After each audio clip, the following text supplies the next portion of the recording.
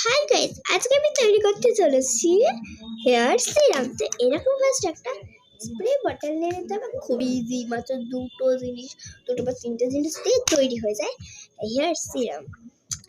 ফার্স্টে বটলটা ওপেন করব, দেন ঢালবো কিছুটা জলটা ফেলে ফুল করে নিলাম। দেন আমরা একটু কোকোনাট অয়েল, দেশি কোকোনাট হয় না, সেটা রিয়েল কোকোনাট, মানে খাওয়ার কোকোনাট গুলো একটু জলটা ফাটিয়ে দিয়ে দেবো। জলটা ফাটিয়ে দিয়ে ফটাস করে ঢাকনাটা দিয়ে এটা দিয়ে শেক করে নাও। এন্ড দেন আমার হোমমেড, হ্যাঁ, কোকোনাট অয়েল, ওই ফ্রেশটাও দেবে, যেইটা তোমরা ইউজ করো সেটাও দেবে। আর দারুণ হেয়ার সিরাম, হাতেও নিয়ে মাখতে পারো।